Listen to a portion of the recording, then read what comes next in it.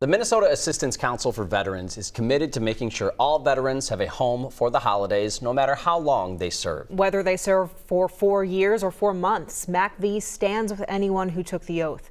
Reg Chapman introduces us to 2 veterans from 2 different eras working with MACV to improve their lives. I had the chances to go different places, meet different people. For 6 years, George Buford proudly served in the United States Army. His passion to serve and protect followed him into civilian life. He did security work in Milwaukee before leaving for Minnesota to help a family member. But then my sister was diagnosed with breast cancer, and she came up here. And I came up here with her, just to be a support for her. George helped his sister, and when she was well, went back to work. But hard times followed. A brief illness led to a loss of his job, and he found himself without a place to call home. I just rode the train for a couple of nights. The VA's Community Resource and Referral Center, or CRRC, connected him with Deidre Malone, who heads the Salvation Army's veteran program. She works hand in hand with the VA and MACV to get veterans off the street. Working with MACV is wonderful. We're like a team. It's a great team. Once they come in the program, I connect them right with MACV. When you're going through some things, man, you need the smallest of support helps you out. George spent 4 days at the Salvation Army's Harbor Lights shelter before he got his own place. You can see the whole downtown skyline. You can see Target Field over here. A couple of floors down, Army veteran Isaiah Peace thinks about how far he has come. I was fighting like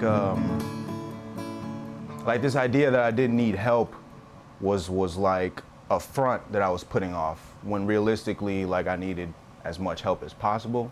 Isaiah was in the Army for less than a year. That everything that I was going through in the military came out when I left and went to Wisconsin. Like alcoholism and depression and all of those, anxiety, all of that, it came out when I left, so I had that year of being in Wisconsin. I was able to get all that out of me and learn my lesson, and then I moved here to come back with my mom. He came to Minneapolis in January and relapsed. His mother asked him to leave. So I've been in and out of shelters and outside.